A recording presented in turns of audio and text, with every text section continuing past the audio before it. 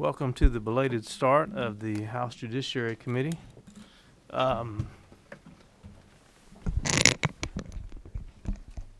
If you would, let's begin the meetings as we always do with a word of prayer. If you would, bow your heads with me.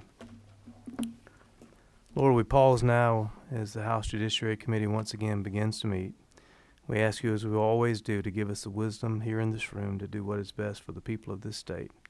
Bless us and keep us as we move forward. Amen. All right. Representative Washburn, why don't you come forward and tell us about House Bill 396. I think Mr. Scandalakis for the Prosecuting Attorney's Council is with you. Why don't you come on up here and sit? And I think Keith Hatcher, you're here with the Realtors, right? Come on up front.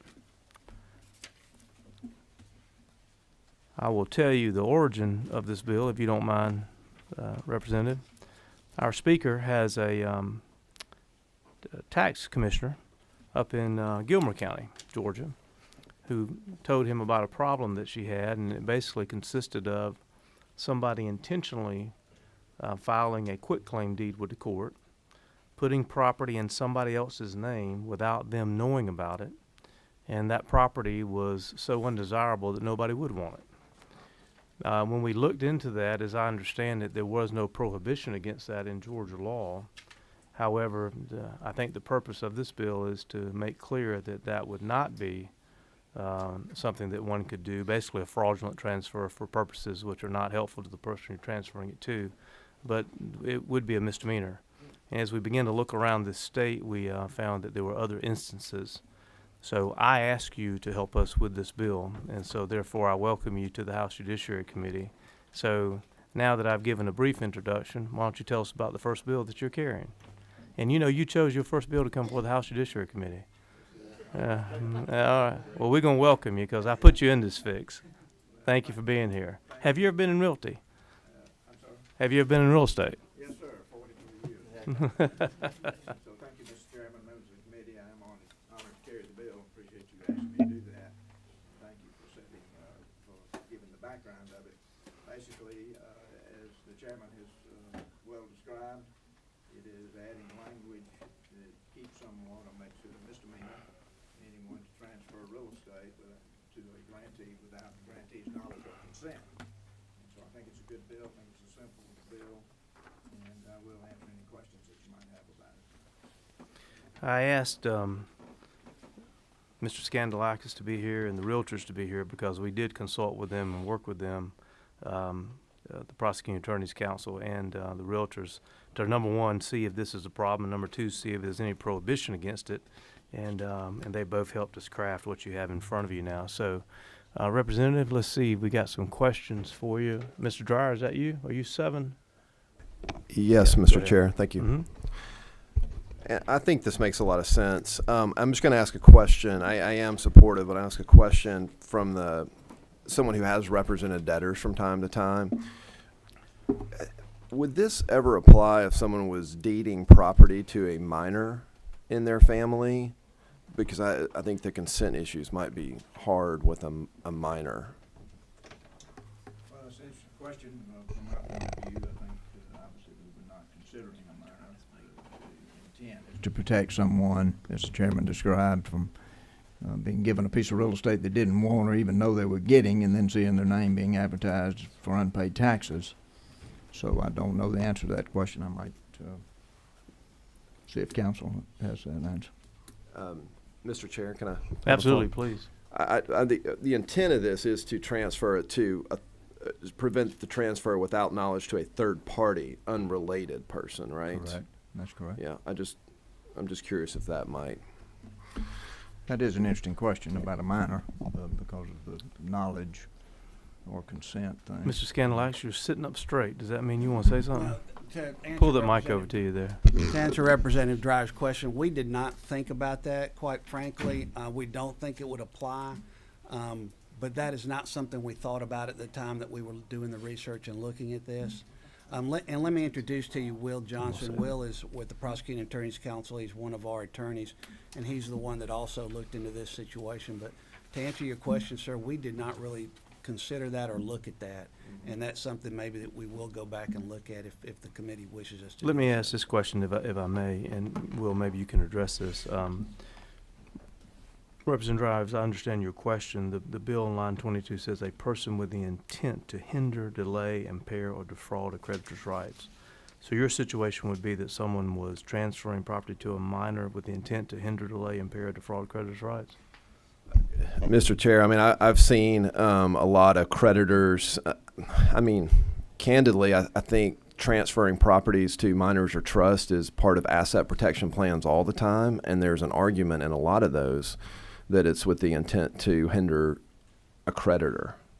So you would also have to transfer it to a person without their knowledge. So we'd be in a situation where you would say I guess the minor couldn't have knowledge or consent. Yeah, and I would be thinking of, I see sometimes, I've seen in the past, I don't really do this work right now, but I've seen maybe transferring it to a young child. Mm-hmm. Okay, we may have to put some exception language in there then. I'm sorry, Will, what was your last name? Johnson, sir. Mr. Johnson, welcome to the House Judiciary Committee. Thank you. Where do you work? With the I work- Prosecuting Attorney's Council? Yes, Okay, I'm there, okay. 11 Well, to 7. well, your boss is here. Do good. Yes. All right. He's keeping me in line. Thank you. Welcome. Did you want to make a comment on that, or Pete asked you when I interrupted about 3 minutes ago to say something? I thought maybe I was wrong. I don't know that it would take into account that kind of situation because this is obviously more of a fraudulent intent than just an asset protection intent. I'm happy to work on language that solidifies that and protects that kind of transfer of property, but at the same time make sure that there's nothing that is overtly fraudulent and illegal about the process. Mr. Dreyer, you have any suggestions? After the word person on line 23, who is not a minor? Yes, or a related relative of some type, Mr. Chair. That's kind of what I was thinking at, but I think not a minor might work as well. After the word person, who is not a minor? Yes, Mr. Chair. Okay, well, we'll think about that. Thank you. All right, Mr. Walensky. I waive. You waive? Okay. Other questions for the representative or either his able help that's here with us today? Okay. Do we have any? We did have someone sign up on this bill, did we not? Yeah, 239. Right? No, 396. Okay, 396. Okay, that's good. And I should also should have done this when we started, and I failed to do it. But I'll just do it right here in the middle of our discussion. We have a couple of Superior Court judges who are here with us today, and Judge Bert Guy and Judge Brian Amira. Where are y'all? Back there in the back. Thank y'all so much for being here with us today. Judge Guy, how long does it take you to get up here from the coast? 5.5 hours each way. Okay. All right. Well, it's a long trip, and we appreciate you coming. All right. We may have. Let me bring us back to the matter at hand now. Number 9, you. Okay. Mr. Reed, our attorney. Per Representative Dreyer's amendment, I think if you do that, it's still going to make it that you're going to be creating an exception and allowing for the defrauding of creditors' rights if you do it to a minor. So I think instead what you should, if the word hinder or delay is what's at issue, just strike hinder, delay, impair, and just make it a person with intent to defraud a creditor's rights. Although I think that kind of guts a lot of the ability of the prosecutors to go after people doing this. Well, you created a solution, then you created a problem. Government work? Okay. All right.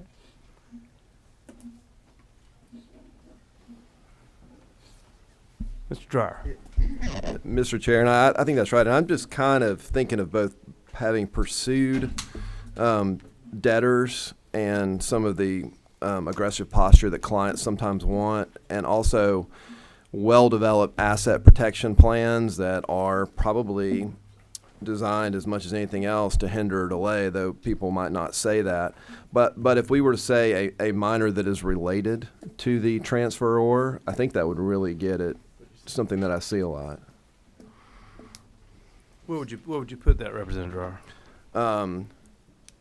a person who deeds or otherwise transfers titles to another person, comma, who is not, well, and I don't know the best word for this, but I would say who is, in layman's terms, who is not related to the transferor, and a minor, comma, without the knowledge or consent of such other person.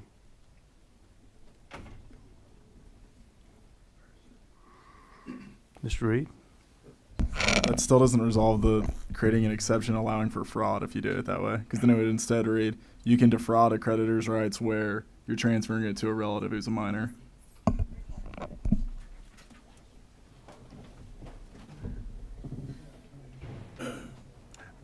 I mean, So let's go back to the original thought here, Mr. Dryer.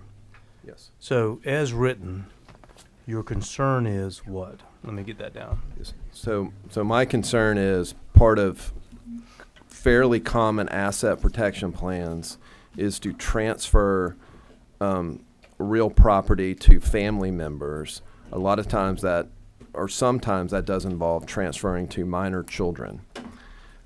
If someone does that with any kind of debt out there and it later becomes reduced to a judgment, that could arguably be trying to hinder, delay, or impair. But a lot of times the individual who's transferring the property could have received advice from a reputable professional to do exactly that, because it happens quite frequently. So the minor thing hangs on the without knowledge or consent, correct? Yes, Chair. So you would have to interpret that transfer to the minor without being that minor's consent or that minor's knowledge. Now, consent raises an interesting question for minors, but knowledge maybe does not, unless he's one and you tell him in the crib. I mean, Mr. Chair, that's right. I wouldn't want to depose a 6-year-old, though, to find out if they know, if they have knowledge of it, right? I can't read quite all of this, but I think Representative Wilson has an interesting idea. Representative Wilson, you have solved our problem. No pressure. Go ahead. Well, first I should respond to Representative Dryer's attack on my penmanship. I would suggest that you leave. No, it's bad.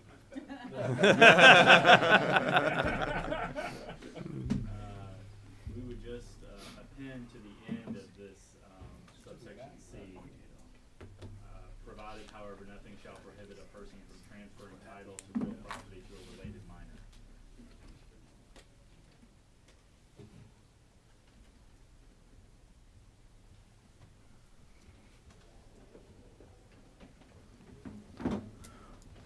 What about that, Mr. Dryer? I think that would get at the problem. They want to hear it again. Oh, I'm sorry. Go ahead. To just append at the end of what's written here. Well, the last line, consent of such other person shall be guilty of a misdemeanor, semicolon, provided, however, nothing shall prohibit a person from transferring title to real property to a related minor. Mr. Dryer, what do you think?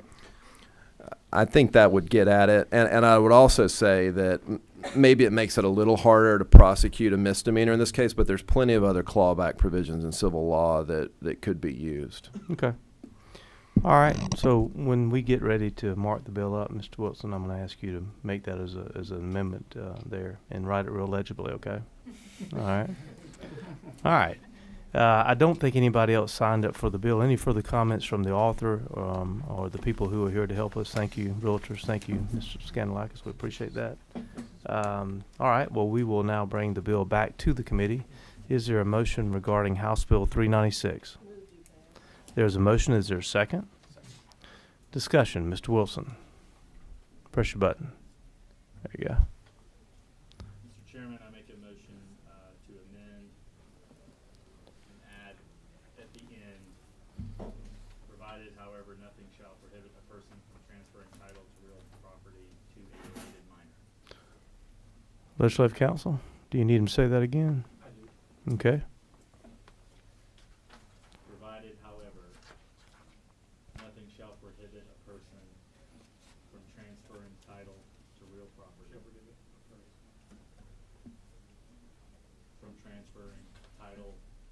real property.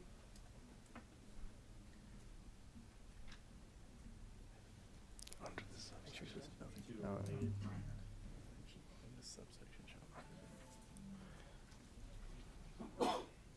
Ms. Talbert, do you have that? And let me ask you about, should we include in there, in this subsection? To make it clear that this prohibition that we're adding on the end applies directly to the previous sentence and subsection. You okay with that? Okay. Can you add that in there and read it back to us, Mr. Tolbert? Turn your mic on, hit your button over there. See if Mr. Wilson agrees.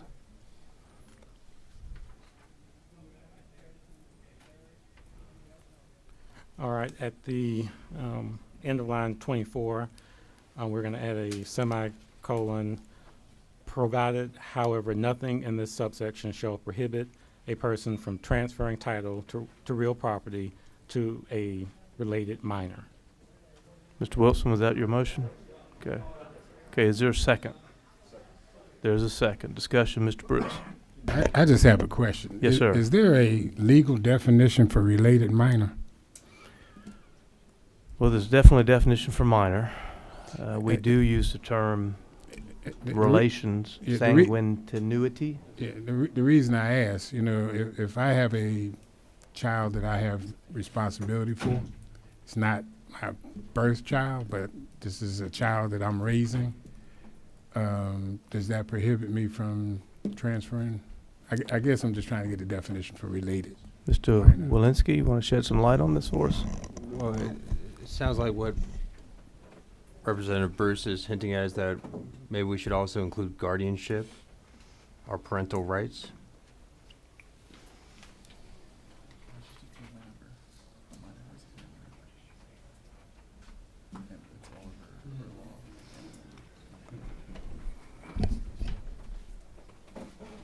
So I want to. You gonna leave us?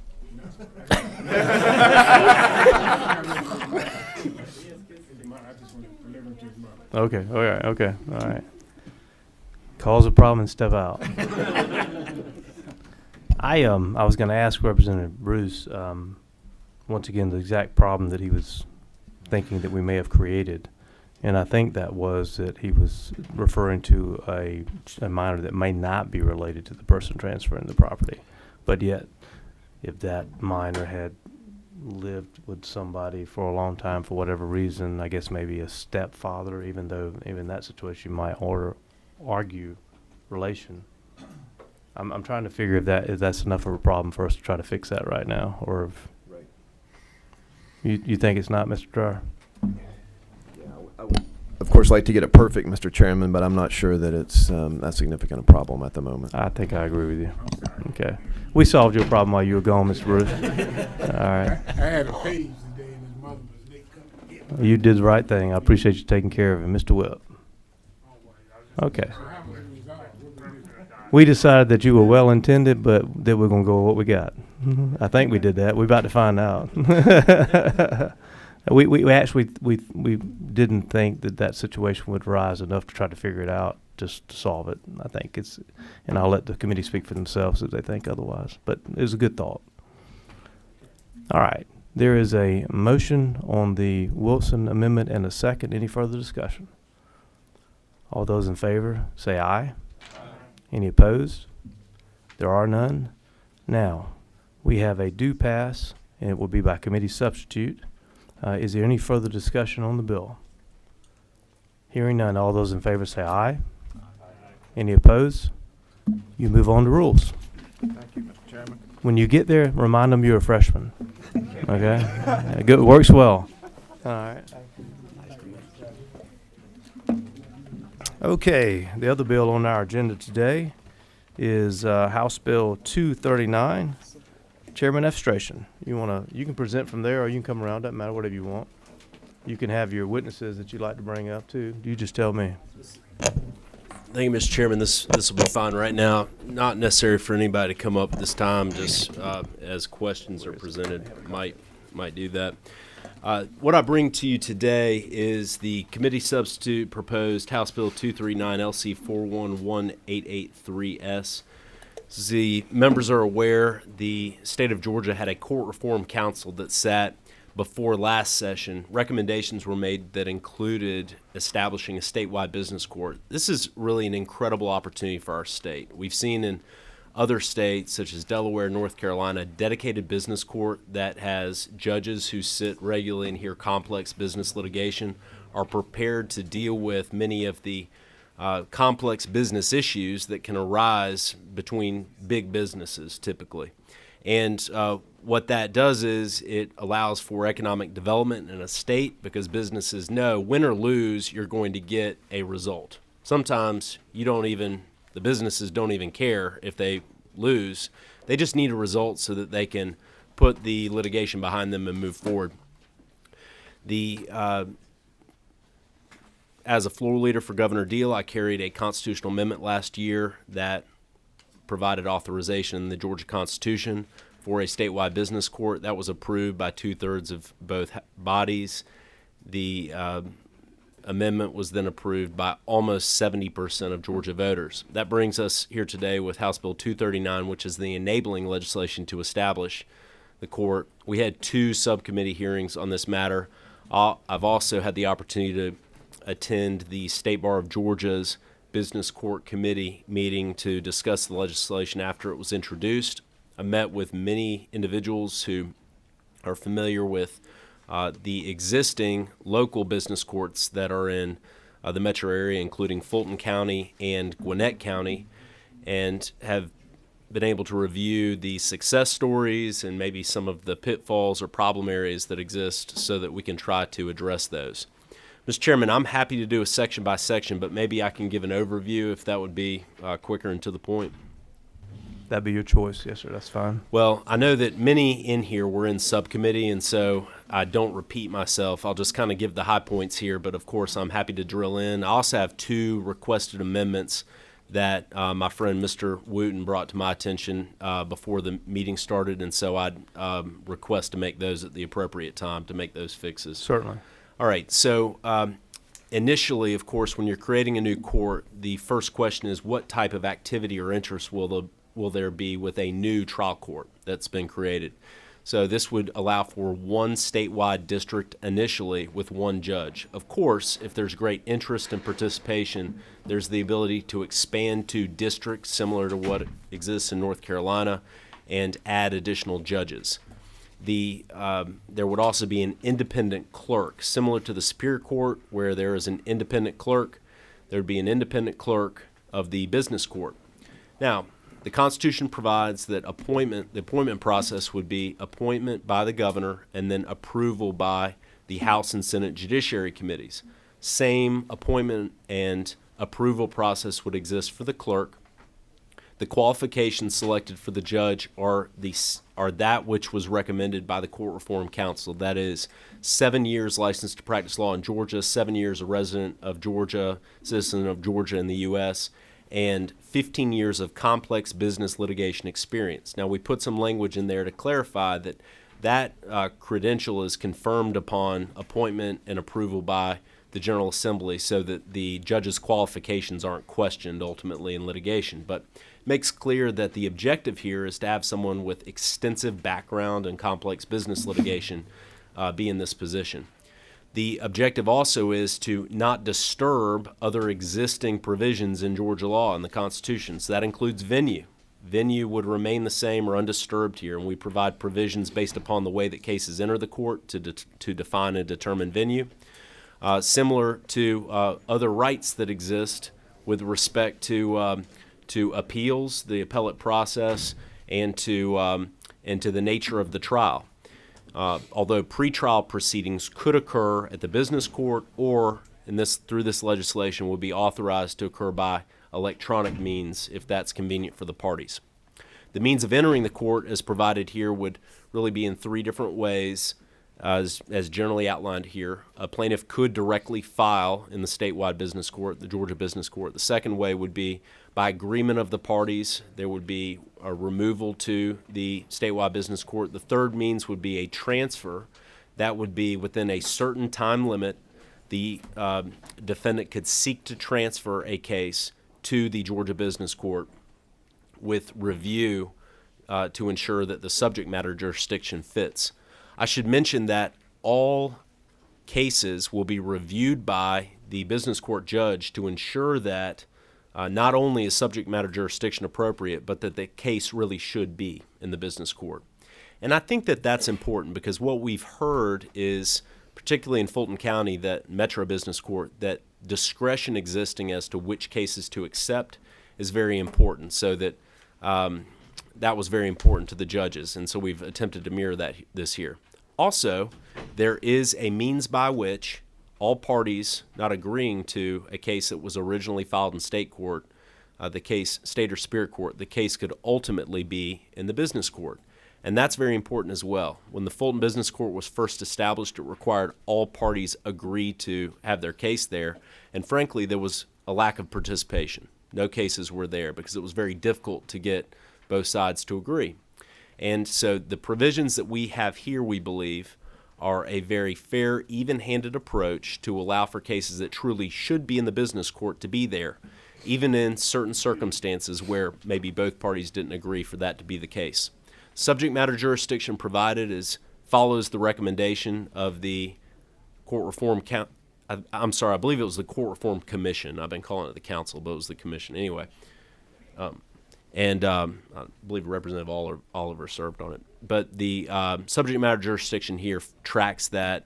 The amount in controversy was set after hearing testimony and meeting with experts about what it should be. The filing fee, I originally filed, and it was $5,000. It's now been adjusted to $2,500, I believe, at this point, which was consistent with some of the comments that one of the witnesses gave in subcommittee, and is consistent with the Fulton Business Court. The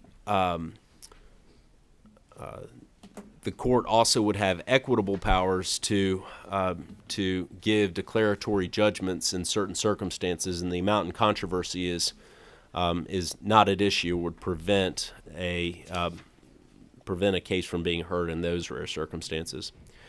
Finally, there was a specific request that we make clear, as the Constitution already provides, that this statewide business court cannot take away the power of local courts to create a business court, but we've repeated that here, and because that issue has come up, and that's actually at the very beginning of the bill. So this would be at lines 25 to 27, that a superior state court could create or continue to have a business court if they chose to. All right, now to the amendments. So my requested amendments would be on page 8, line 245. Would be to strike generally. All right, so the deliberation has included previously that we all know that the Georgia Civil Practice Act is going to always supersede any rules established by this court. Law supersedes the rules, but out of an abundance of caution, it was recommended at the most recent subcommittee, Mr. Clark recommended the most recent subcommittee hearing just to restate that, and so we have done that here. But the concern was if we say generally, it's not as clear. So we're saying shall, which we have always maintained should be the case. So we're just stating what we've always thought should be. So that's my first requested friendly amendment. The next is on page 9 at the end of line 270. What we're talking about here is the reappointment of the clerk. And so what we would ask to do is to use language similar to that, which is for the judge, reappointment of the judge. So I will give the quote right now to add at the end of line 270, and shall be reappointed and reapproved in the same manner as provided for in subsection parentheses A parentheses of this code section period, and shall be reappointed and reapproved in the same manner as provided for in subsection parentheses A close parentheses of this code section period. And at the appropriate time, you intend to offer that as an amendment. Thank you. I'd be happy to Let's- answer any questions. Let's go ahead and see if Legislative Council got that, or if he needs, you get it? Okay, okay. All right, so, thank you, Chairman Efstration. Let's see, I do have some questions here. 14, is that you, Miss Oliver? Okay, Miss Oliver. I'd like you to talk a little bit, forgive me for perhaps repeating this discussion from the subcommittee, lines 105 to 108, and the jurisdictional limits, and how that's going to work with the business court judge having the right to reject. And kind of an overlay with that is, show me in this bill where the business court will not take family dispute cases that may be a divorce and maybe a dissolution of a family business. Okay, so as to the first question, the amount controversy amounts were originally set very low in this draft, and after feedback from the State Bar's Business Court Committee, we set these amounts. As you're aware, the recommendations of the Court Reform Commission were to have an amount in controversy of between $15,000 and $1 million. And when we're dealing with real estate, commercial real property, the $1 million amount in controversy minimum seemed appropriate. Does that answer your question? I'm concerned that the $250,000 may be too low. I thought that correct me if I'm wrong, I thought the Fulton County Court was $1 million for all cases. Am I wrong about that? Do you want to come forward? I can't speculate about how many cases are going to come to this one judge and this one clerk. But what I'm concerned about is some time waste activities by lawyers who want to time waste of trying to ask for business court permission and then it being sent back.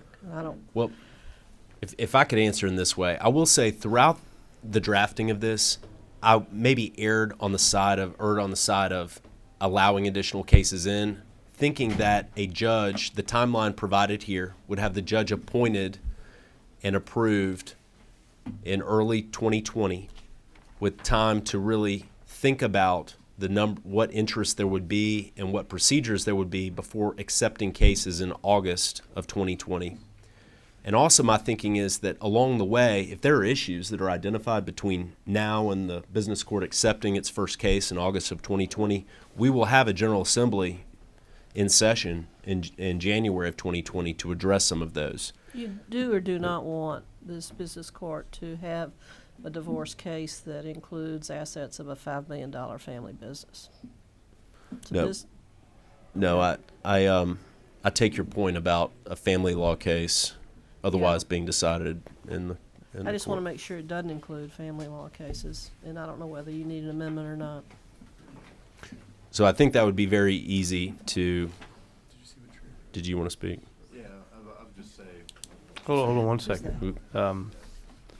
Mr. Davis, why don't you come up here, and we'll turn that mic on for you. Introduce yourself to the full committee, and we'd be happy to let you help answer this question for us, because we know Good afternoon. you've been very involved in trying to help put this legislation together. Hey, my name is Walt Davis. I'm a partner at Jones Day in our securities and corporate governance litigation practice. I lead that practice here in Atlanta.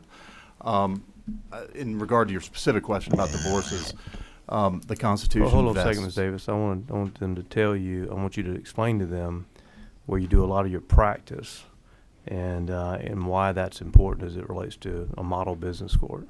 Sure. Yeah. Originally, my practice was here in the business court. To Mr. Representative Estration's point, much of my work on behalf of Georgia corporations then moved to Delaware. So much of my work is either in the federal court system or in the Delaware Chancery Court in particular. And so currently I've got 3 pending matters in the Chancery Court currently. And so at the request of Representative Estration, I helped him with this bill in front of you. And if I may, to interrupt you once again, the Delaware Chancery Court for lack of a better term, is sometimes referred to as the gold standard for business courts. It has the longest history of jurisprudence. So many people go there to incorporate and have their disputes resolved. There's an attraction to come there because they know with surety how things are going to be resolved. So I think a lot of the thought process was that's partly our competition. Am I right on that? Yes, sir. And Mr. Davis practices there regularly and is bringing his experience of what makes people want to go there, and let's try to get them to stay here in Georgia. So I try not to interrupt you, at least until I want to again, Mr. Davis, okay? I believe that's your purview. Thank you for being here, though, sincerely. I may Thank you. mistakenly call you Your Honor at various points in time. It happens all the time down This there. is a foreign environment to me. In regard to your specific question about divorces, though, the Constitution vests the Superior Court with exclusive jurisdiction over divorce cases. And in regard to the Constitution as it relates to the State Business Court, it is not a court of general jurisdiction, but it rather is a court of specific jurisdiction, such that this bill would specifically govern those matters over which jurisdiction would lie. So both with the exclusive jurisdiction with the Superior Court combined with the fact that if it's not in this bill, I think the viewpoint would be that if it's not captured by the subject matter jurisdiction provisions of this bill, it could not be in front of the State Business Court. So the matters that are specified for the business court that specifically exclude divorce or land, isn't that Superior Court also? I mean, tell me where in the bill it specifically says the jurisdiction is set out exclusively that wouldn't, of the business court, that would eliminate estate disputes, including a $10 million business, a divorce, including a $10 million business, et cetera. I see your point. Obviously, the constitutional provisions are going to trump the statutory provisions as an initial matter. But Secondly, it's a little bit of a slippery slope to draft a bill to try to prevent jurisdiction from attaching, as opposed to saying here are the limited circumstances in which a state business court can exercise jurisdiction. And then it's within the judgment, obviously, of this committee if they want to add exceptions. I'll just begin by saying what's contemplated here is, and what you're really, I think, Representative, drawing us to is lines 109 to 111, supplemental jurisdiction. I understand, and I'm not aware ever of a business dispute case, of a claim, or frankly of a divorce claim, where there is an additional claim that would otherwise fit in in the subject matter jurisdiction. Unfortunately, I'm a lawyer. Okay. Well, I think it's actually very easy to fix, because if you go down to just under line 121, there could be a 5 that maybe says divorce, alimony, and child custody, or child custody. I'm thinking aloud with you. What would be the best way to exclude business disputes that are included in estate litigation, family litigation, and conservator litigation, all of which I have experience with. I'm not sure what's the best way to, or is that your intent? I believe that's your intent, to get out of the inter-family disputes. Maybe it's not your intent.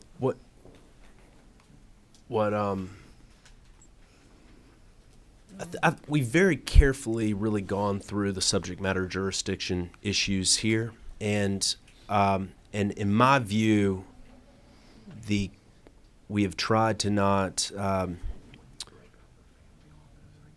step on toes of we've tried to really capture the cases that we're after, and then as a precautionary measure, we've put in that the judge also gets to review the cases and determine what really shouldn't be there. So I'm very confident that if this is enacted, that we're not going to be put in a situation where really family disputes that have little to do with a business dispute, But have a lot of money involved. and bog down the court, I would argue. I support the business court, I always have, so I'll hush at this point. But that's the immediate question I had for myself. If I'm the business court judge, what's the basis in here for me saying to the family that's having a a fair-minded business dispute over the family business and the estate. The conservative, Mr. Redstone is incapacitated right now over the CBS thing. That's a conservatorship. It is, but much of that dispute is also pending in the Delaware Chancery Court. So okay, I'll Mm-hmm. hush. So it's a complex, it's an easy solution to for example, to submit divorce cases as a Romanet 5. It's a little more complex to say we would exclude intra-family disputes because it may very well be that it involves a private company, and the rights of the private company are obviously would perhaps be appropriately adjudicated in this business court. Okay. Mr. Walensky has waited patiently. Thank you, Chairman, very patiently. On page 4, line 118, you know I'm a plaintiff attorney. Just wondering if you'd be open to adding physical injury or death. I'm not sure if physical injury implies death, but that's 118. And then, I don't know if I should wait for a response or go to my next thing. Chairman? No. Well, let's comment on that. If we may, do you want Mr. Chairman Administration or Mr. Davis? I have no objection to the amendment. Mr. Welch, you want to make a comment? Just press your button there, and I'll turn your mic on. Okay. Would it be better suited that it be placed after the word person, so you say physical injury inflicted upon the body of a person or death? And did I hear you, Mr. Administration and Mr. Davis say that sounds good to you? Sounds good to me, but I serve at the pleasure of representing. Well, That's he said it acceptable. first, so. That's Yeah. friendly amendment. Thank you. Okay. All right. Mr. Walensky? Chairman, thank you.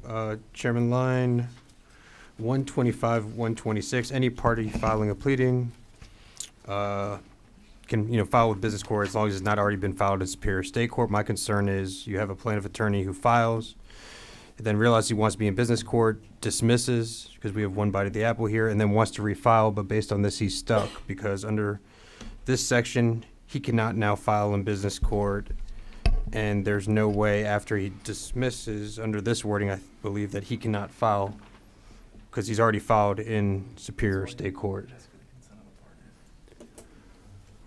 So I think we're getting into the other means by which the case could get into the business court. So if it's by agreement, then we'd be utilizing the removal provisions.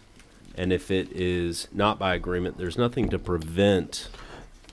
Chairman, that under 131 is if it's already filed. Okay, so it doesn't have to still be filed. Even if it's dismissed, that's okay. Yeah, because... So you're saying that they've dismissed if it's been filed in the state court, then dismissed, and now they want to refile, would that fall under Section 3?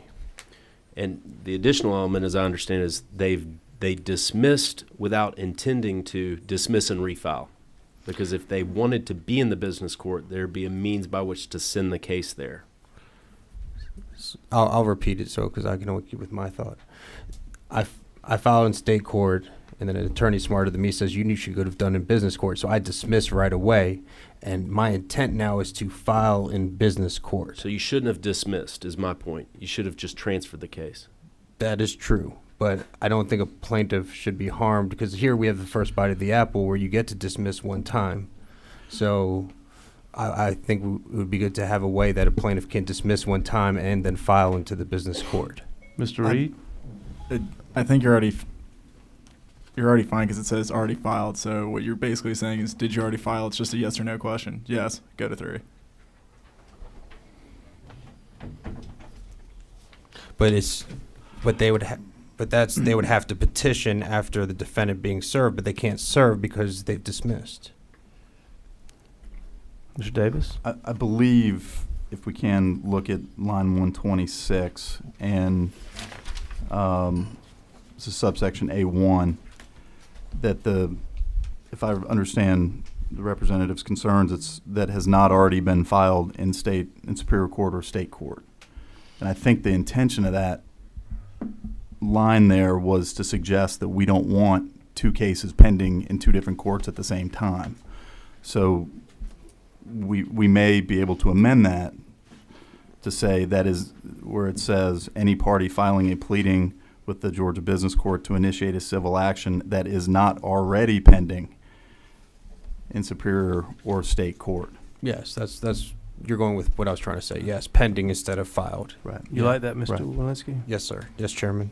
So on line 126, that is not already pending. Is that right? Well, hold on a second. Mr. Reed? The problem with that, though, is any party filing a pleading so nothing has been initiated with the Georgia Business Court to initiate a civil action that has not already been filed. So it wouldn't already be pending if you're using this to get it to be filed. 3 is just the reflection of 1 said differently. So it's supposed to always be, did you initiate in business court? Go to 1. If you did not initiate in business court, you initiated it somewhere else, then you go to 3. And if everybody agrees, you go to 2. Here's why it makes sense, is that there could be a situation where, again, this is largely trying to capture business-to-business disputes. It very well may be the case that I want a certain interpretation of a contract and somebody else wants another interpretation of it. And so if I am the plaintiff in Superior Court, I may find myself the defendant in the business court. And I believe what the representative is talking about is a situation where he wants to seek adjudication in the business court, but perhaps I've already filed in the Superior Court. May I speak, Chairman? Yeah, absolutely. That is a different scenario, which I agree is also an issue, but my specific one, whereas a plaintiff dismisses their own case and then wants to file to the business court, they can't under Section 1, and the only way they could do under 3A and B is after service, but they can't serve because they dismissed. So I just want an exception for a plaintiff that any party filing plaintiff to initiate that has not already been filed. We need to add someone that if a plaintiff dismissed that case, that they can then file in the business court. And changing line 126 to say that is not already pending doesn't accomplish that? Any party filing. Because you can dismiss and file in the business court. You don't think so? Mr. Walensky? Any party filing to initiate service that is not already pending in Superior or State Because Court. the way to That make I- it not already yes. pending is to dismiss it. Yes, I Okay. agree, Chairman. Okay. So that would be an amendment that Mr. Abstration and Mr. Davis, you concur? I Yes. would assume? Okay. Mr. Walensky, you gonna keep that and have it ready for us when we get to the amendment time? Yes, Chairman. Okay, thank Okay. you. All right, anything else, Mr. Walensky? Yes, Chairman. Sure. Just a couple more things. And you got the or death too, on line 118, don't forget that. Yes, Chairman. Okay, so now you got 2, let's go for 3. These are just concerns, Chairman. Oh, good ones, go ahead. All right. So in Georgia, obviously, a plaintiff attorney, when they're evaluating a case, no matter where they're in the state, they're going to look at what court they're going to be in to decide, anything from if they're going to take a case to whether they're going to charge and all of that. And I'm in the Metro Atlanta area, but my concern is if an attorney anywhere in Georgia, but South Georgia takes a case and believes that it's going to be in local, state, or superior court in his area, and it's his belief that those judges know this type of case very well because of it being local, that the defendant can then make a motion to move to business court, and there's no input by the local judges or anything involved, and the business court can strictly take it under Section 3A or 3B into the business court. But for a plaintiff attorney, and I don't do business at court, so that they may be able to input, but I think it would be very hard to evaluate whether you want to take a case knowing that at any time it could be brought into the business court somewhere very far away, somewhere totally different. Thank you.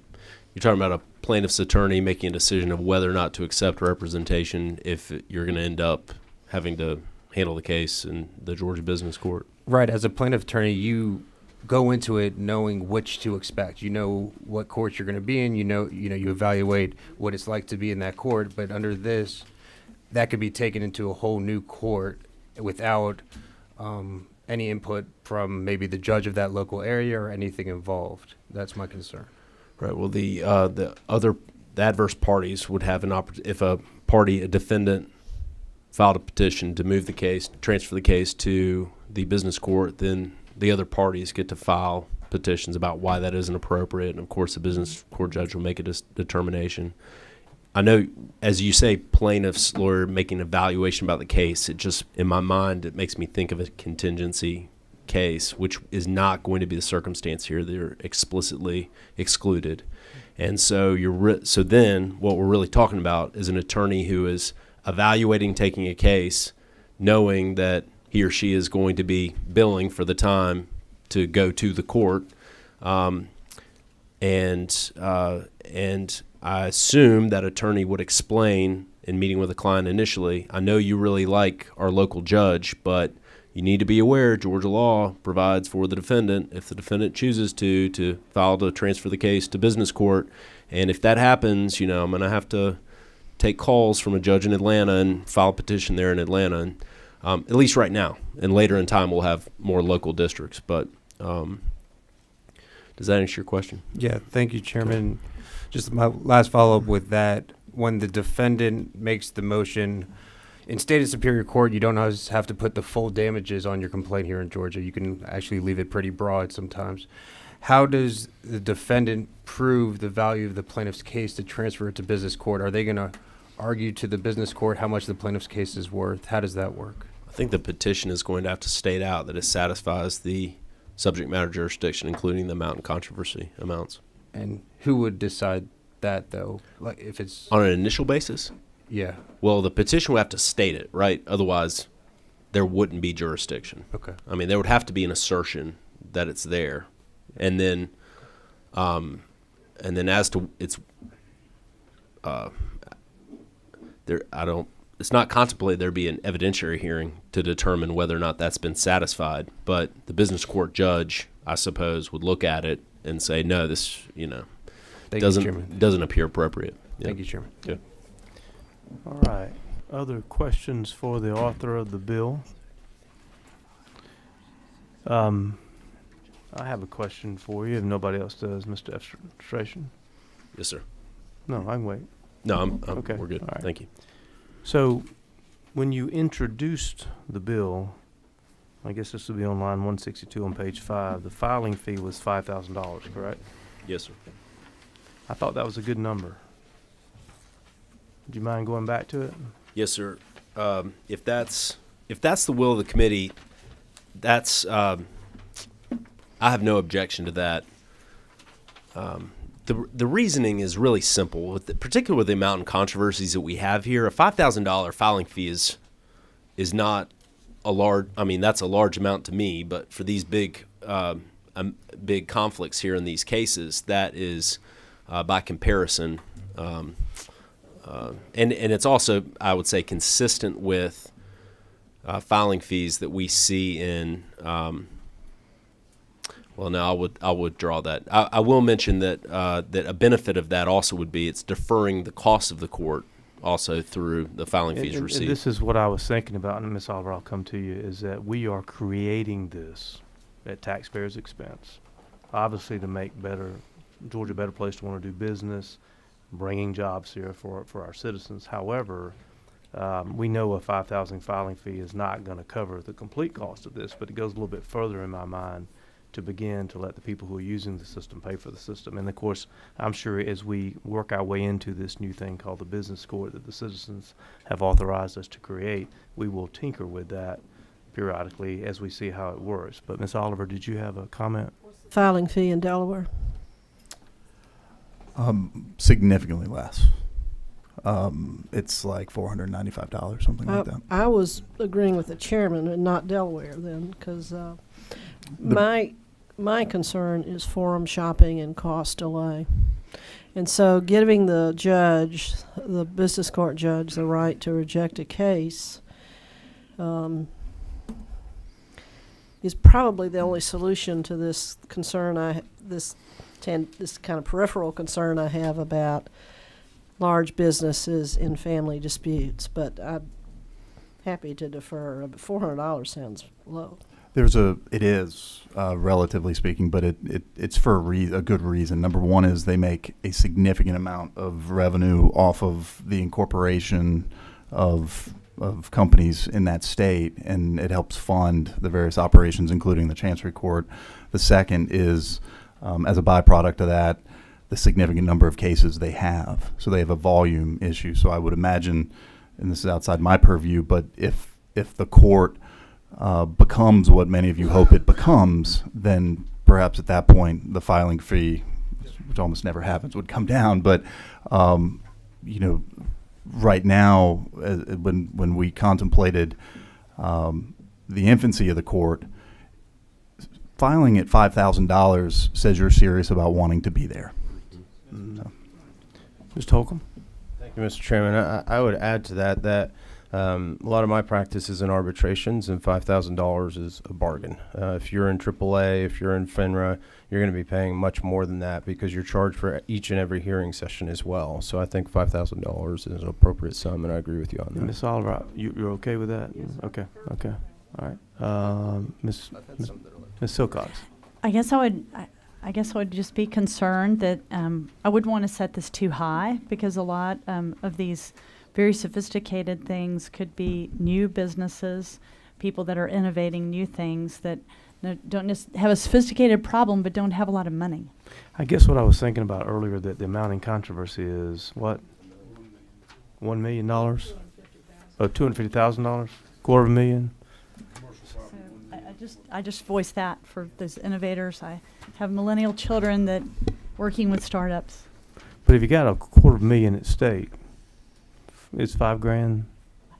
Yeah, I hear you though. Okay, other. You got billable hours too, so you're going to be Okay. paying. Any other questions? So I mean, of course, it'll be the will of the committee, but Mr. Chairman, if it's okay with you, at that time, I want to make a motion to. Yes, sir. move No the $5,000. objection. Okay. Thank you. Okay. Mr. Vice Chairman, make sure I make that motion at the appropriate time. All right. Okay. All right. Thank you. I appreciate that.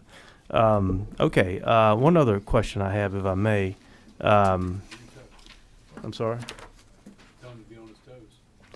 One other question, if I may have. Let me ask about the issue of bench trials versus jury trials. How was it when you introduced it, and where is it now? All right, so initially as introduced, we really were tracking the Delaware court and language, where in Delaware there are bench trials to resolve, I believe, Mr. Davis will correct me if I'm wrong, but I believe resolve all issues. And so here in Georgia, there's a right to a jury trial that we do not, or where the right to a jury trial exists, we do not want to erode that. And I've been very clear and upfront about that throughout this process. I'm not trying to erode the right to a jury trial, even to the degree that the business court judge could sit to hear jury trial cases ultimately in those rare circumstances. And I believe the numbers we heard were in Fulton County over the past year or several years, there had been only 3 jury trials in the business courts. Very rare, but 3. Mr. Wooten was nodding, but but the point was, we didn't want to upset or change any existing right to a jury trial that might exist. Now, that said, the original draft of the bill, Mr. Chairman, did specify that all proceedings shall be bench trials unless otherwise provided for by law, or language to that effect. And that was the purpose of just making it clear, not changing policy, but just making it clear in my mind that that the business court is bench trial court unless there's a basis otherwise found in law for jury trial. I don't know if that answers your question. Let me ask you, Mr. Estration, to look at an amendment that was just passed out to you, I believe there, Amendment LC 411883S. Actually, it was just passed out to you. It looks like this, pretty short. I wrote Fleming on it after I had copied it, so I apologize for that. Read that amendment and tell me what you think of it.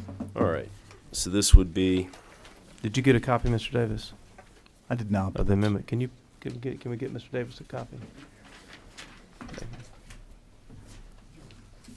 Thank you.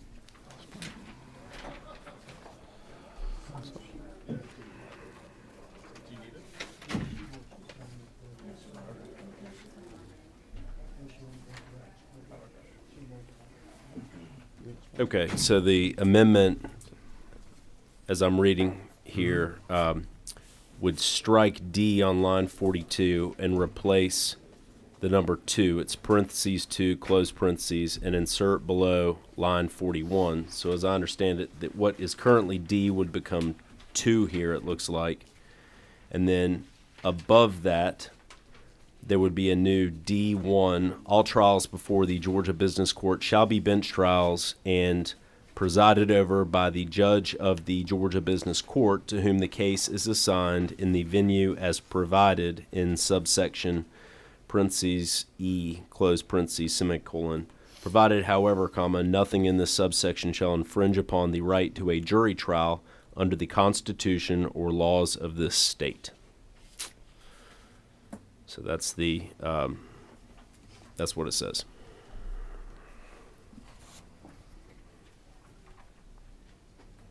What do you think about that?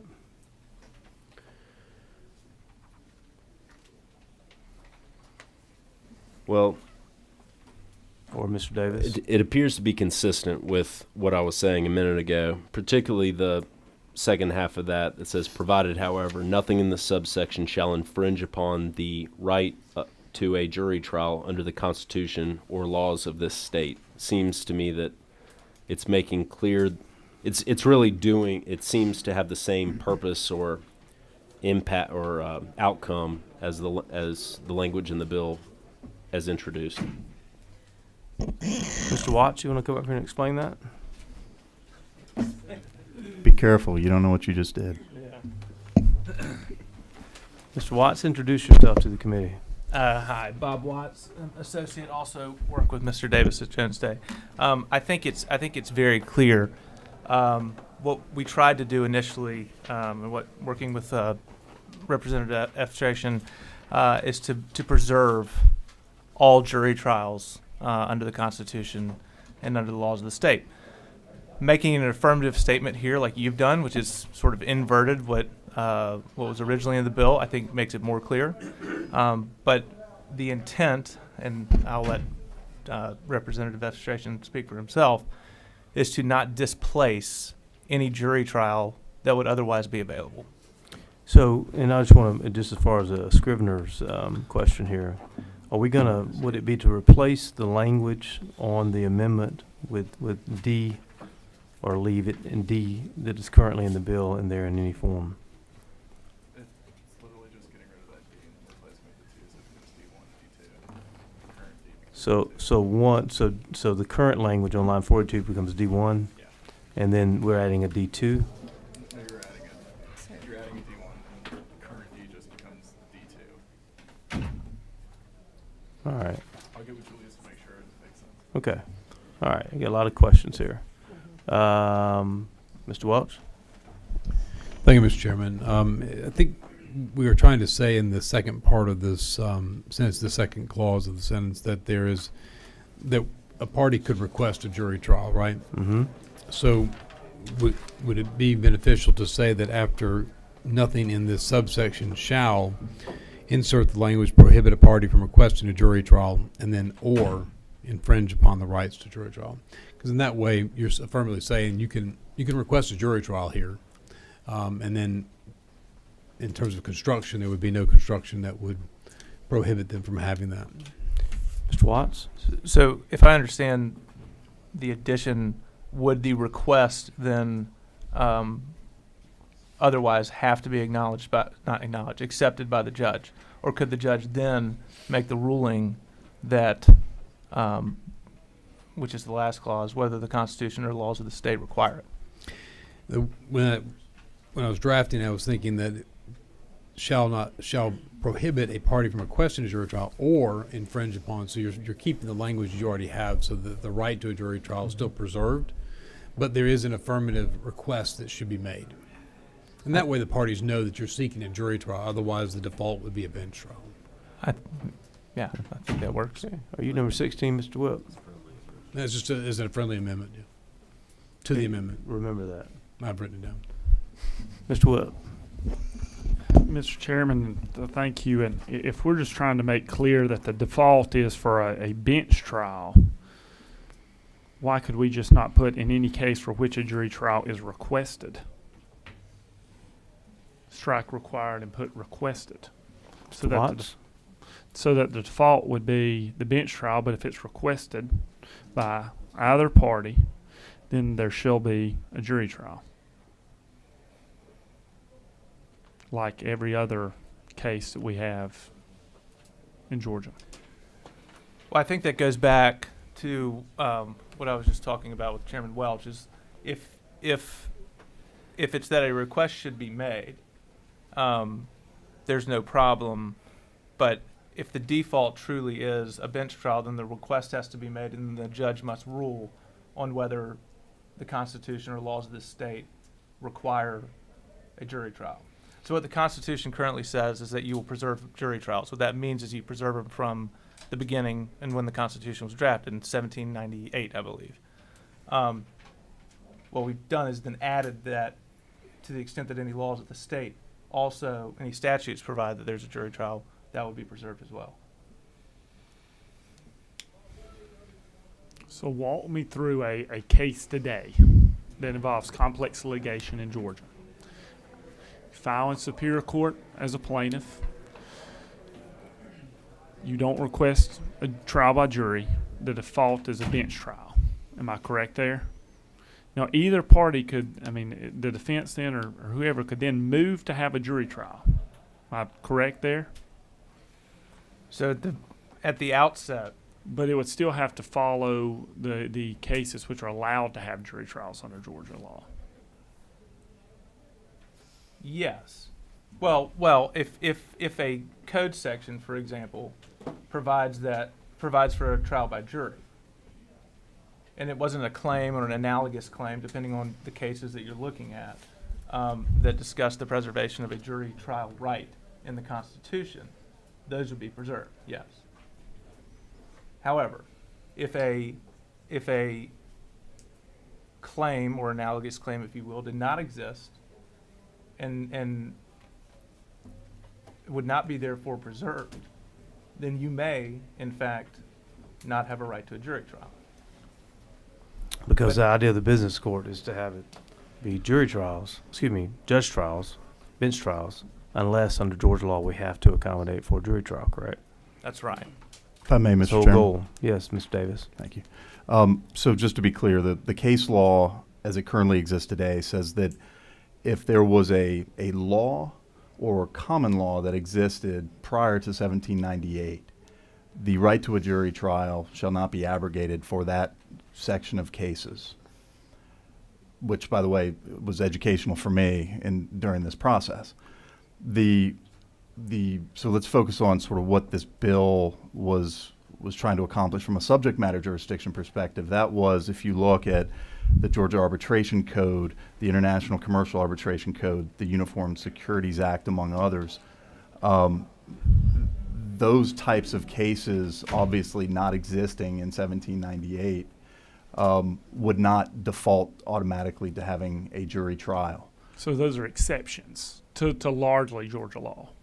Well, I would say that given the sophistication of the codification around business units in Georgia with the Partnership Act, the Corporations Act, among others, in terms of what we're trying to capture here, I would say that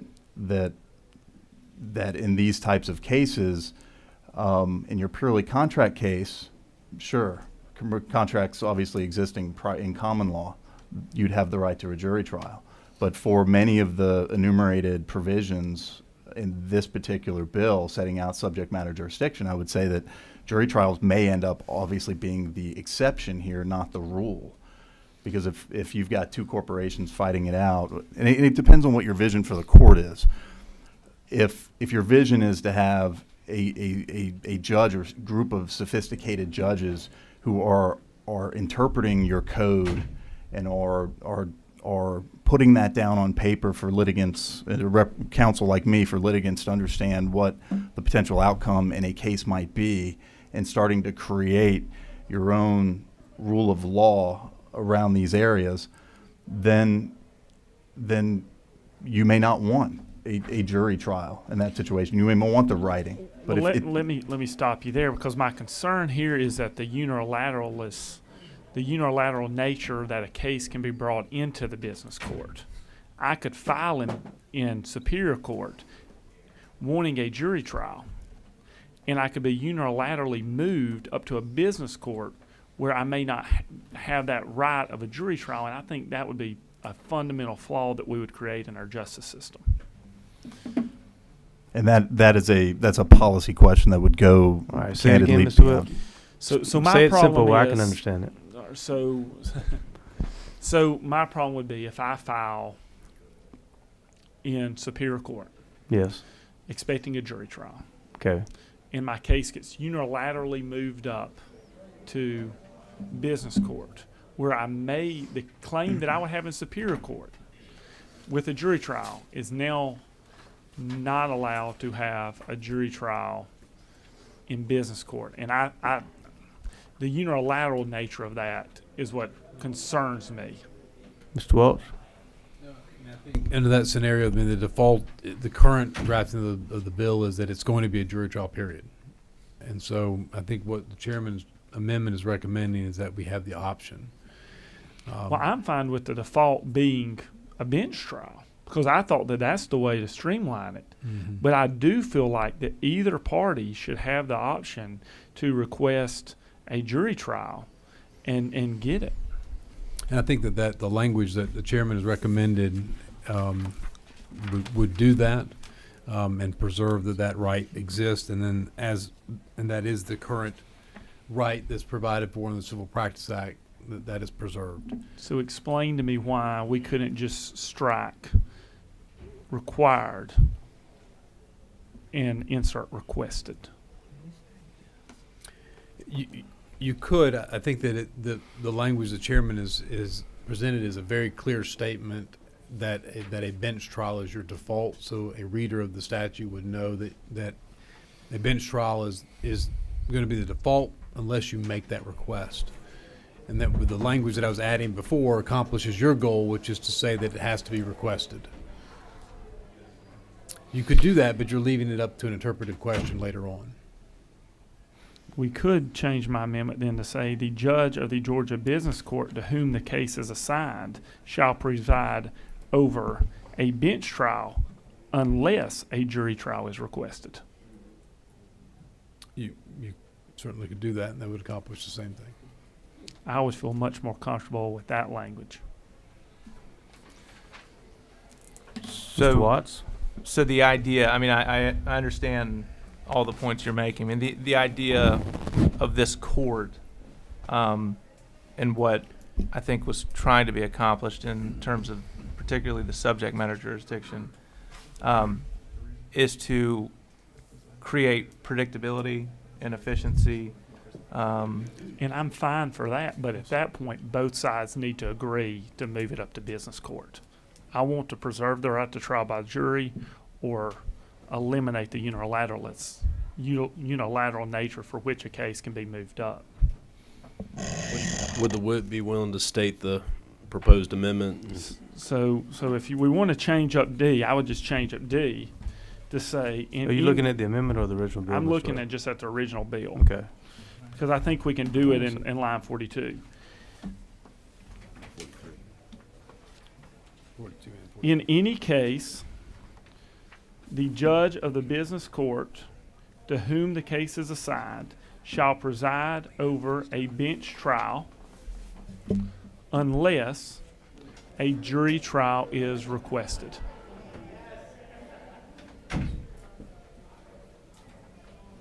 Mr. Reed? So the issue I see with that, though, is if we do the amendment that way, by saying unless a jury trial is requested, there's an ambiguity as to what happens when a jury trial is requested. So how about we do this instead? Maybe we keep What D. ambiguity? Because unless a jury trial is requested, so then what happens? You get a jury trial, just like you do. But in who's every going to other preside civil over case. it? So what I was saying is this: if you look in our venue sections, we talk about what you're talking about. Where, so say the plaintiff selected venue, and what we say is that if it gets removed or transferred to business court, venue remains the same. Well, we could insert there some language also talking about where the plaintiff has requested a jury trial. That way, when it's removed or transferred, venue remains the same as would the jury trial status. Wouldn't that accomplish what you want? Because you're worried about when it's removed or transferred and then it's switching to a bench trial. So I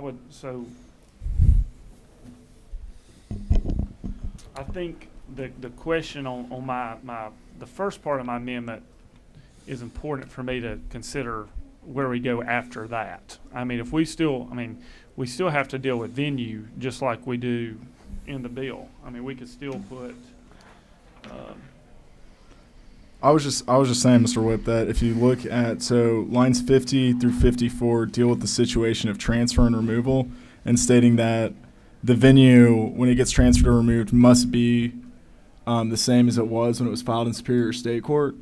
And so when it was filed in Superior State Court, there's going to be an election of a jury trial or not, if I'm understanding what you're worried about correctly, right? That if you've already selected a jury trial, why not we put in there as well, it will remain a jury trial if that's what it was selected for Superior and State Court? well, because a defendant also has a right to request a jury trial. Okay. But here a defendant could choose to move it up, and they would never have requested a jury trial at the Superior Court level. Okay. So that doesn't solve the problem then. No. But I think if we could get some consensus around the first part of my amendment, I think in that language, so we don't bounce around too much language at one time, I think we could solve the venue section. I think we could address the venue concern of where the jury trial exists too.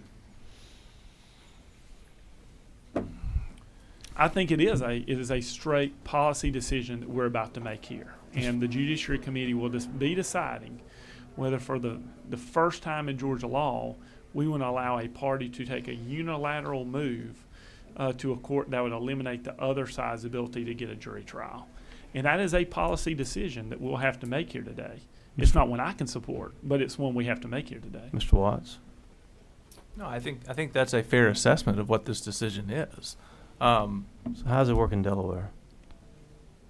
Well, I mean, Delaware is all bench trials, but I'll let Mr. Davis speak to it. Yeah, so when it was created, the Chancery Court was created as a bench trial, and for the last 230 years, it's been a bench trial in the Court of Chancery. There is I'm not a defense lawyer who is nervous about jury trials, but I can tell you, practicing and trying cases in the Chancery Court with a judge in a bench trial does serve the policy considerations that as I understand it, and reading the Court Reform Council and other comments that have been made about the business court, it does serve those ends. It does allow you to counsel clients about the potential predictability of the outcome. It does, I think, make the investment in disputes a more predictable investment and a predictable decision when you know that it's not going to come down to the predilections of 12 people in your community. Rather, it's going to come down to a sophisticated jurist deciding the statutory considerations at issue. Then that speaks to my other policy concern. Then if we want the predictability, then we should eliminate the unilateral nature of the transfer. That's a separate policy consideration. The reason being, if you want the predictability, then getting a dispute to the business court and having it decided by some of your best jurists in the state that understand these issues, then you can get there. And again, these are supposed to be business-to-business disputes largely. And in that situation, you're not talking about, and we've specifically excluded most of or all of the personal injury and other types of cases like that. These are supposed to be the types of disputes that are of such significant nature. They end up here with sophisticated lawyers on both sides. In that situation, you want, at least I do, I want to know that it's going to come down to a learned interpretation of the statute or the issue at hand, as opposed to whether somebody liked the color of my suit that day. And look, I don't agree necessarily with your premise for the jury system, but I will say it this way: then give me an amendment to fix the unilateral nature, because that is, we have a balanced scales of justice, and if you allow someone to unilaterally move a case up that eliminates the right of another, then we are giving people an opportunity to tilt the scales in one way or the other. See, and again, I'm not against jury trials by any means, so don't misunderstand I'm not. me. I sometimes sound like a defense lawyer, I guess.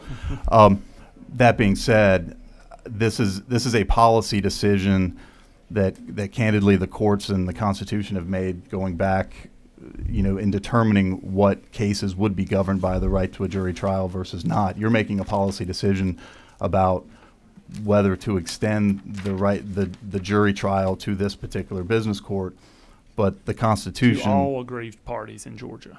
Right. Yeah. And so in this particular situation, in the case law says this, is that the right to a jury trial is inviolate with respect to certain types of cases. It perhaps is a false premise to say it's a right to a jury trial in all cases. So the policy decision that you're making today is whether or not the cases that are captured by the business court are appropriate for jury trials. I don't think this is necessarily a landmark decision, first of its kind in Georgia. The only reason it's such a significant decision is you're creating a business court that you had the people of the state vote to decide whether they wanted it or not. And so now you're trying to decide what it looks like. That doesn't happen every day. Mr. Illustration, you want to comment on this?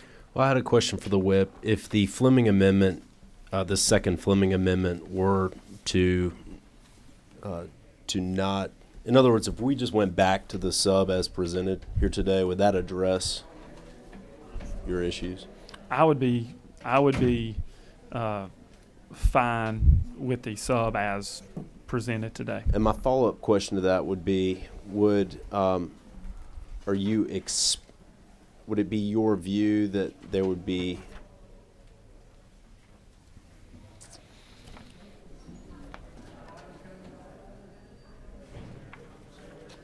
I guess my only question is, is this in some way expanding, in your view, jury trials in cases where it wouldn't otherwise be present by not speaking to it? No. Okay. I just want the same case that before we passed. Yes, sir. I understand. House, Right. the resolution last year. So I want to take questions on this issue. So I'm going to go around the room. If you have a question on this issue, I'll take it. If it's a different issue, I'll come back to you later. This issue, Ms. Silcox? I guess I'm thinking about, what we're creating here, and I think that we have good access to other courts that can do a jury trial. It can be transferred to a state court or superior court if a jury trial is requested. But in my mind, in creating these courts, we're creating a court for expertise in business, very sophisticated business situations. And so it's just my personal opinion, but I think that it should be a professional court with just bench trials only. Mr. Wilson, this issue?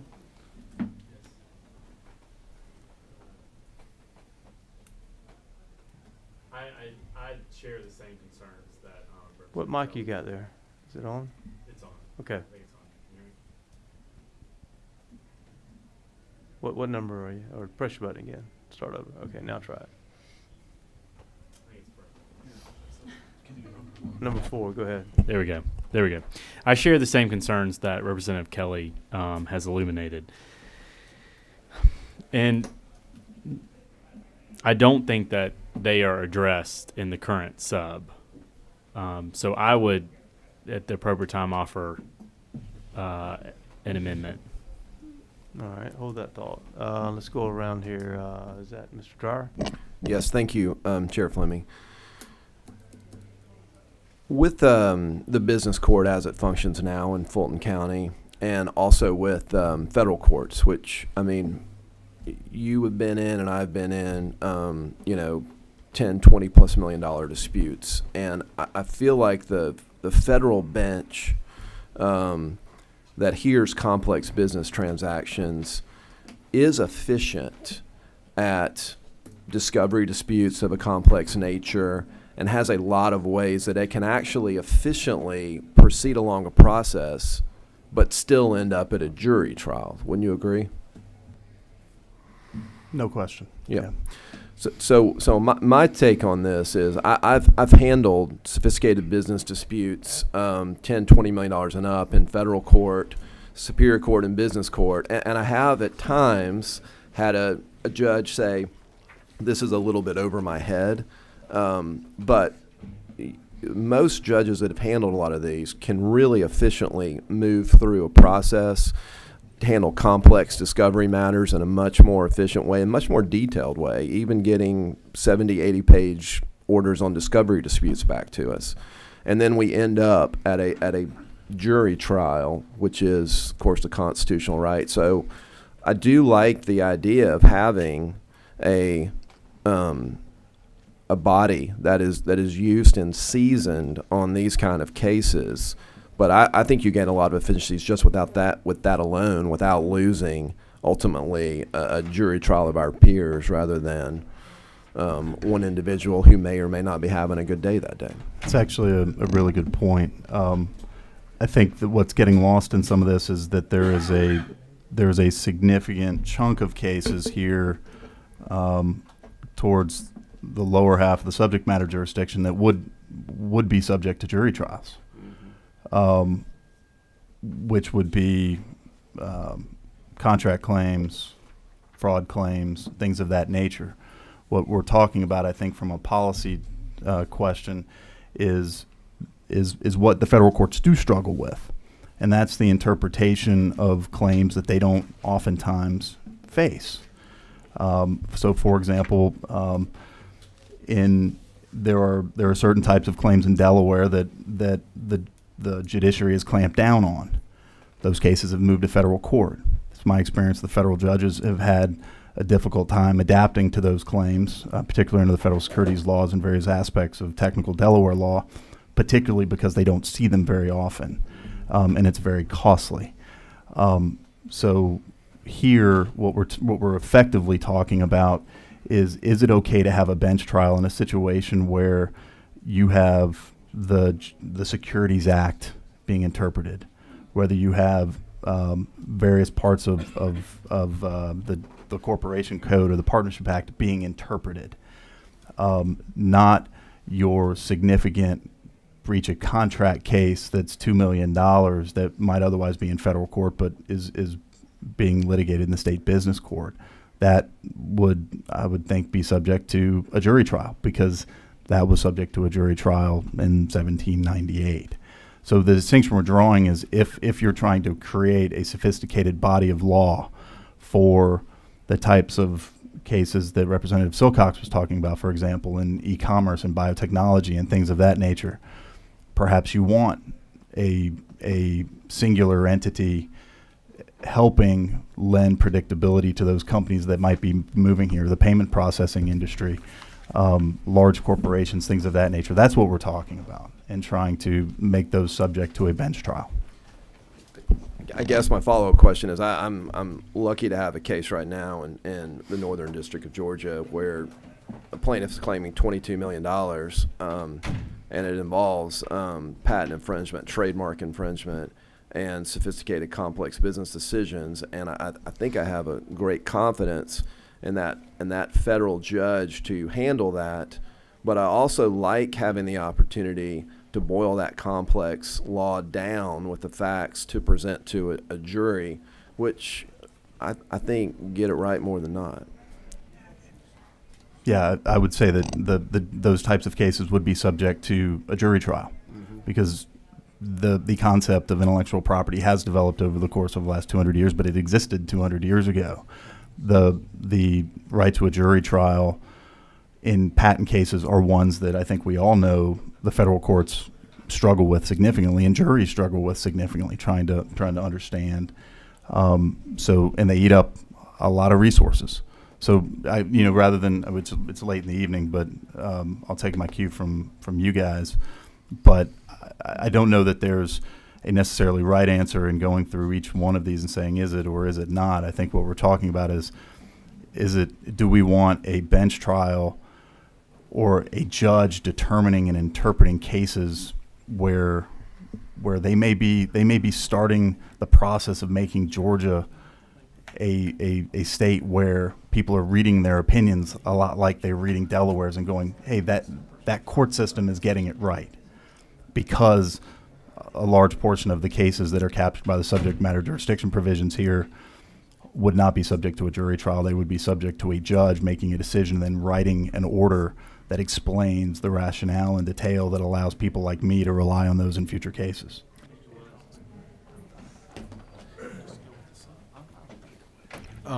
I just wanted to, I think, share my concern with the whip in the sense that, once again, a plaintiff can file in state court, then the business court, after being requested by the defendant, could, with compulsion, take the case and then remove the right that the plaintiff had originally. Just wanted to relay that concern. I'm not as sophisticated as all those folks sitting around this table, and I'm just a dumb old country lawyer. But what I wanted to say is that the way I read this is that it does nothing to disturb the law. It simply says that if it's the original bill as written, that if a jury trial is required, you get it. And so I don't see there being any change in the law whatsoever with the language as it is in the original sub that Chairman Administration has presented to us. And so I feel like we're perfectly safe because we're not modifying or altering the current status of the law with this language. I don't read that in here. Hold on a second, Mr. Wells. So Ms. Oliver. I'm trying to figure out where we disagree. Mr. Davis, the whip, Mr. Welch, and I are all saying, I think, that the business court shall have jurisdiction for jury trials, and that I will not support, speaking for myself, a unilateral decision of one party to remove a jury trial. Parties today have the right to agree to binding arbitration and get us a quote-unquote sophisticated entity, but they have to have a court for jury trial purposes in some cases. So I'm trying to figure out who at this table is saying no jury trial in business court. Is anybody saying that? And the venue staying in business court is what is implied in that. And am I right about that or wrong? Mr. Whip. Mr. Chairman, I got into this discussion because I thought we were trying to make clear that the default was that it was a bench trial and that something had to be done for a jury trial. I am fine with the sub as presented as it speaks as subsection D. I was trying to offer what I thought was the intention from when we originally passed the bill, when we asked voters to vote on it. Because I think if voters had known that there was an opportunity for rights to a jury to be stripped away, I think it could have been a completely different decision in November. And I don't think that was never presented to me as something that could have been an option as we voted last year.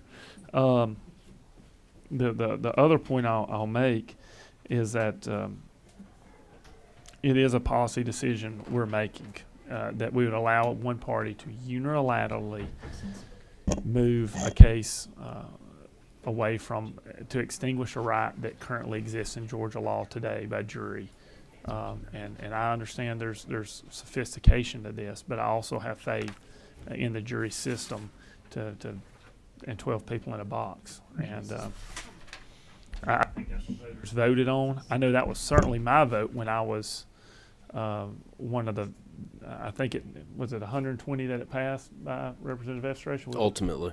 Yeah. Yeah. I know mine wouldn't have been there then if I'd known that this amendment was a possibility. If I knew that you could unilaterally extinguish a jury trial, I wouldn't have ever got to 120, and I'll regret it if that's what happens today.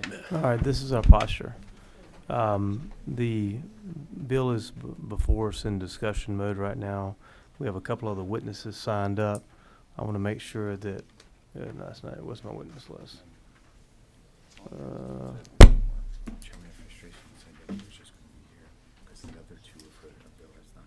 All right, is it, so we had no one signed up to speak on this bill? Okay, I want to make sure that's the case. All right. All right, so then, we did have somebody sign up to speak. Where, is there a sign up sheet?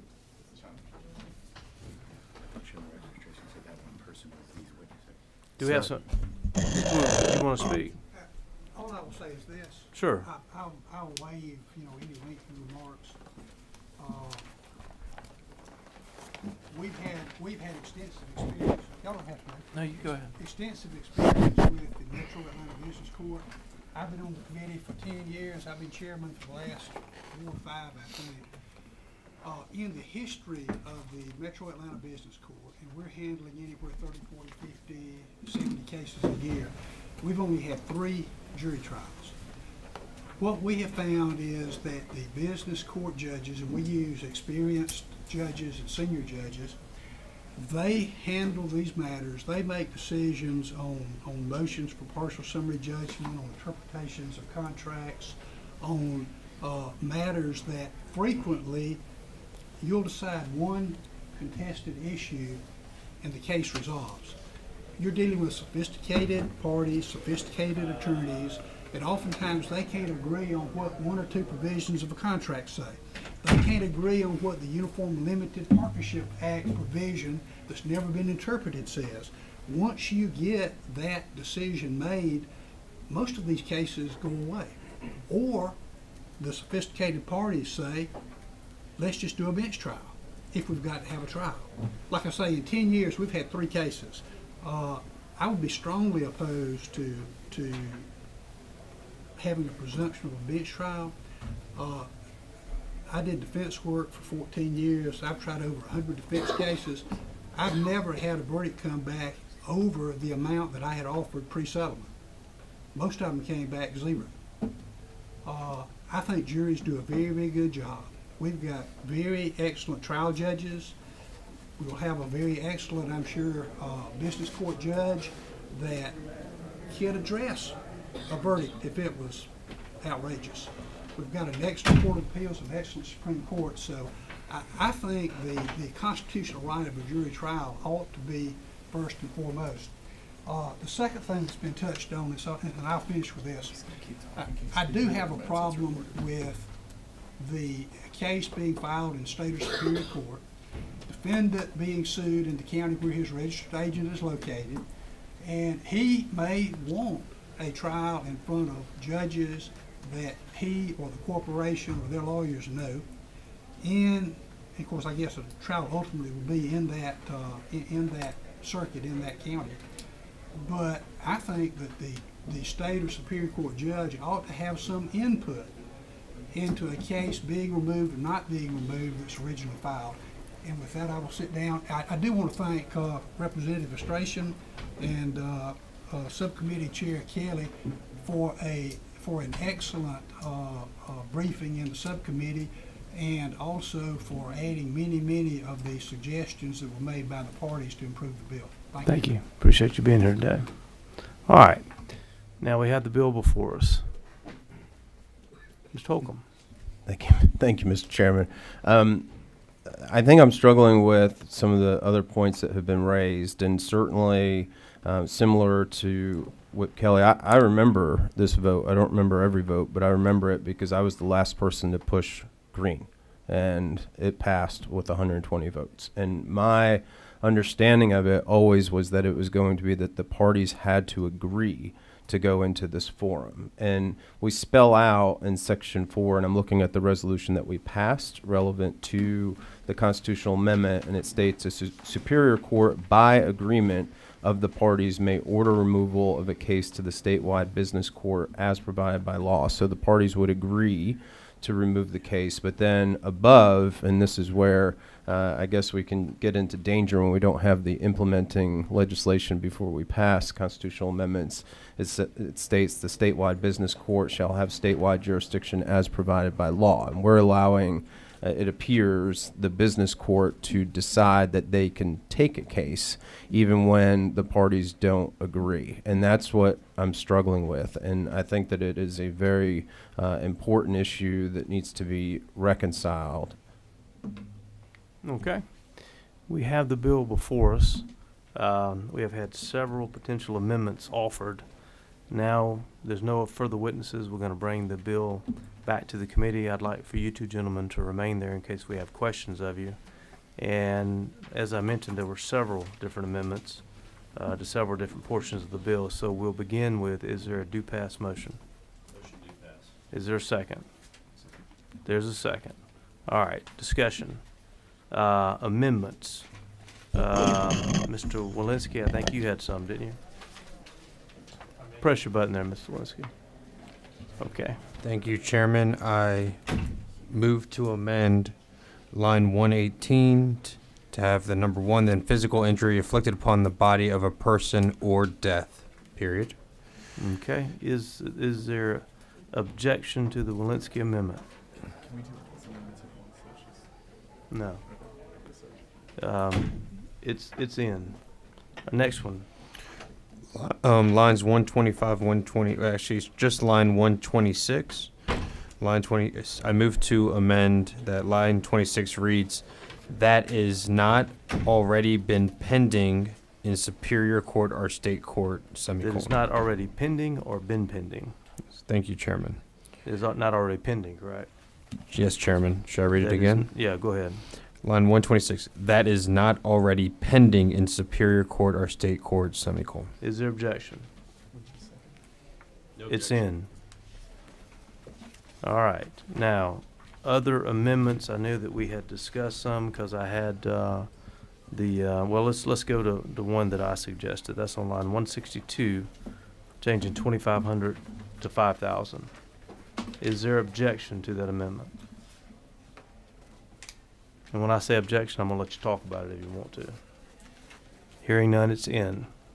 Mr. Talbot, if we're going too fast, you slow me down, okay? Now, there were some other amendments, and I know, Mr. Talbot, we had to have you get it straight. Was it yours? Yes, sir. Line 245. Line 245? Remove the word generally. Okay. Mr. Estration wants to remove the word generally on line 245. Is there objection? Hearing none, it's in. Okay? Next is at the end of line 270.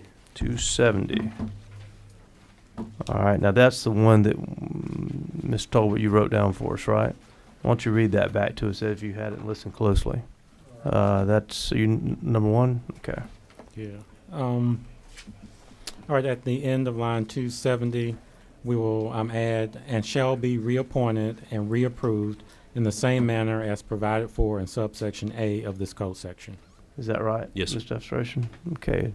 You've heard that amendment. Is there an objection? Hearing none, it's in. All right, what others have we left out? You were supposed to remind me to make one. Did you do that, or did I already do it? I did it. Okay. All right. Any other amendments at this time?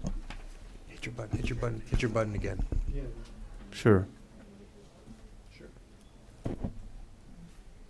Who is it, Mr. Dryer?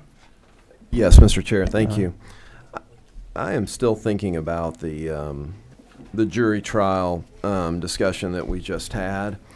And just so it is crystal clear, if I could propose an amendment, Mr. Chair.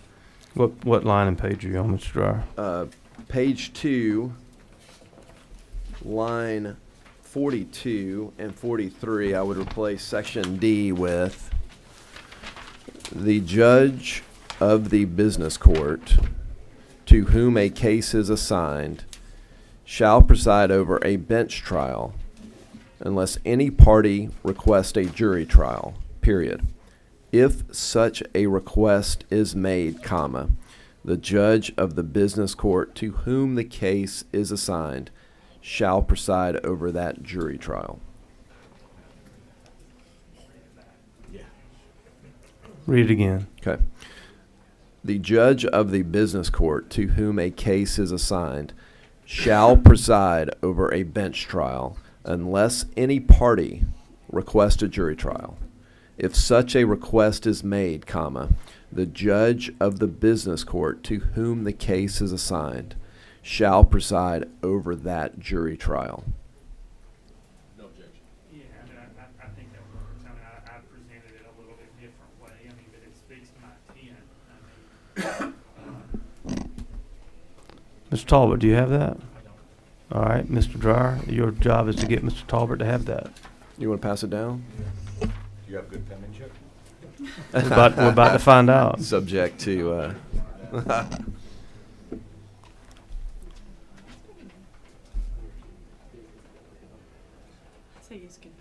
Thank you.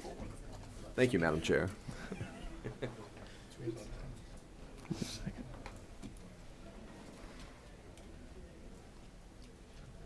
You got it? You know where it goes? Does anybody want it read again? Going once?